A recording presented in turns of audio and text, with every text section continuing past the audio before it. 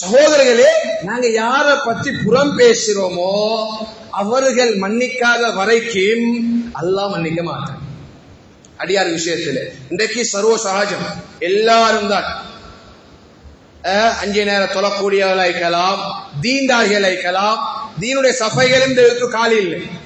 மசூராவுக்கு பின்னால சகோதரிகளே நல்லதுக்கு தான் வாரும், மஸ்ஜிதுக்கு வாரம் அமல் செய்யும்.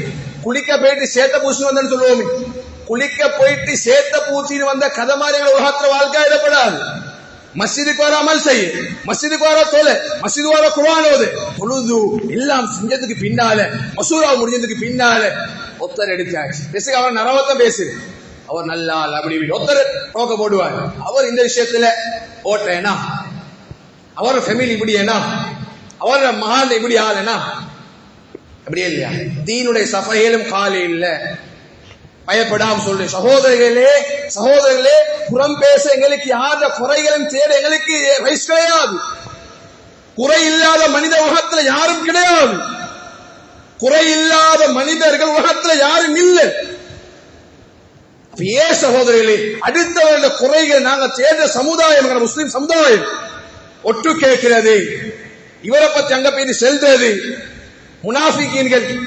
ரசூலுல்லாஹ் காலத்துல முன்சாஃப்ல தொழுவாங்க. முனாஃபிகீன்கள் கொடுக்கிற தண்டனை என்ன தெரியுமா? குர்ஆன்ல சொல்றார், இன்னல் முனாஃபிகீன ஃபி தர்கில் அஸ்ஃபலி மினன் நார். முனாஃபிகீன்கள் நரகத்திலே அடித்தட்டில இருப்பாங்க. நரகத்தில் அடித்தட்டில தான் முனாஃபிக் என்ற இடம். இன்றைக்கு நான் நீங்கள் நிறைய முனாஃபிக்கா தான் இருக்கிறோம். இங்க நல்லா பேசுறேன், நல்லா சிரிக்கிறேன், இறக்கம் பாசம் அன்பு வடிகிற, அங்கால பேசி அவரை பத்தி அவர் இப்படி அவர் அப்படி நடக்குதா இல்லை சமூகத்துல. அதனால கண்ணியத்துக்குரிய பேரல சரியான சகோதரர்களே, விபச்சாரம் செய்வதை விட பெரிய பாவம் புறம் பேசுவது. நபி ஸல்லல்லாஹு அலைஹி சொன்னாங்க, மன் சதர முஸ்லிமன் சதரல்லாஹு அலைஹி ஃபி துன்யா வல் ஆகிரா. ரவா முஸ்லிம். முஸ்லிம்ல இந்த ஹதீஸ் பதிவு செய்யப்பட்டிருக்கிறது. யார் உலகத்துல மன் சதர முஸ்லிமன், யார் உலகத்துல ஒரு முஸ்லீம் குறைய மறைப்பார்.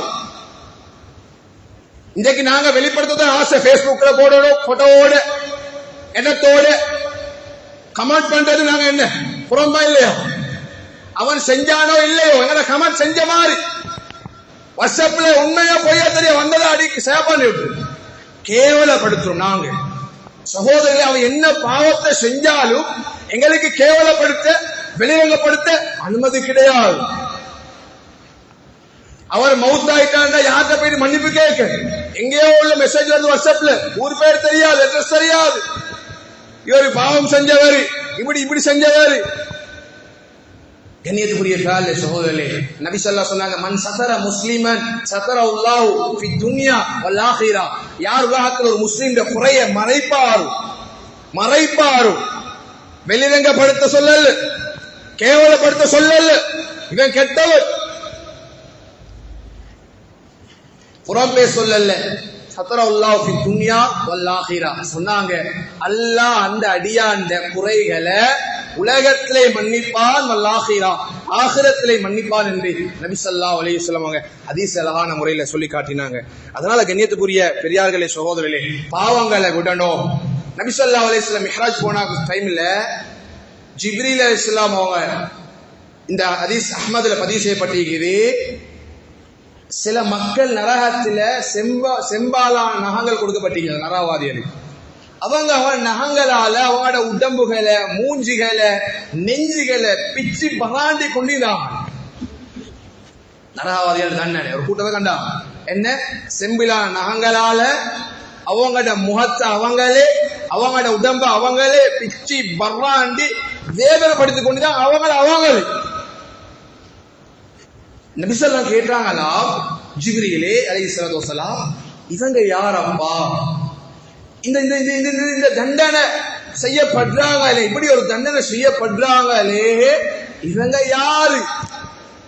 ஜிப்ரீல் சொன்னாங்களாம், யா ரசூலல்லாஹ், உலகத்துல மனிதர்கள்ட குறைய பேசி திரிந்தவங்க, உலகத்துல மனிதர்கள் மாமிசத்தை சாப்பிட்டவங்க, உலகத்துல மத்த மக்களை கேவலப்படுத்தினவங்க, மானத்துல கை வச்சவங்க, இழிவுபடுத்தினவங்க.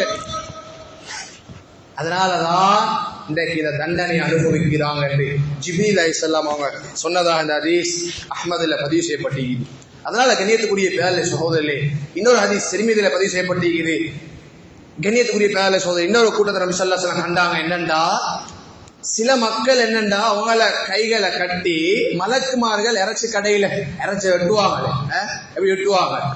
சும்மா மெதுவா பூ மாறி தடவாங்களா, தட்டாஸ் படாசு வெட்டி வீசுவாங்க, பேக்கில போடுவாங்க, தராசு போடுவாங்க. அப்படியே இல்லையா, கீறி கிழிப்பாங்க. மலக்குமார்கள் அந்த மனிதர்களை உடம்ப சும்மா துண்டு துண்டு அறிஞ்சு அறிஞ்சு வீசுறாங்களா, வெட்டுறாங்களா, இறைச்சி வெட்டுற மாதிரி.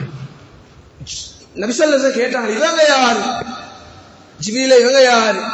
நபி ஸல்லல்லாஹு ஜிப்ரீல் சொன்னாங்களாம், இவங்களும் உலகத்துல மற்ற மனிதர்களுடைய இறைச்சி சாப்பிட்டவாங்க. இறைச்சி சாப்பிட்டவங்கடா வெட்டி சாப்பிடுவா இல்ல, புறம் பேசி திரிஞ்சவங்க, குறைகளை பேசினவங்க, மற்ற மக்கள் தேவாங்க. அதனால நீங்க மற்ற மக்கள் இறைச்சி சாப்பிட்டீங்களே துனியால, இந்தாங்க குல் கமா அகல்த, நீங்க இந்தாங்க சாப்பிடுங்க, நீங்க ஓட இறைச்சிட்டு வாயில தீத்துறத கண்டாங்க. நபி ஸல்லல்லாஹு அலைஹி வஸல்லம் வாயில தீத்துறாங்க மலக்குமார். இந்தா தின்னுடாவாப்பா. உலகத்துல உண்ட தொழில் என்ன? அவனை உண்ட குறைய கழுவுறது, குறைய தேடி போறது, எந்த குடும்பத்துல குறைக்குது, குடும்பத்துல பிரச்சனை உண்டாக்குறது, புறம் சொல்லி திரிகிறது, அவனை உண்ட மானத்துல கை வைக்கிறது.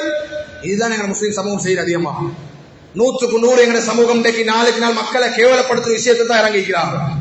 புறம் பேசுற விஷயம் 100க்கு 100 எங்க சமூகத்துல நடக்குது. இல்லைன்னு சொல்லல. எவ்வளவு பெரிய ஆளா இருந்தாலும் சரி சகோதரர்களே, எந்த பெரிய வழியா இருந்தாலும் சரி சகோதரர்களே, புறம் என்பது எங்க சமூகத்துக்கு கணக்கில்லாம போயிடுச்சு.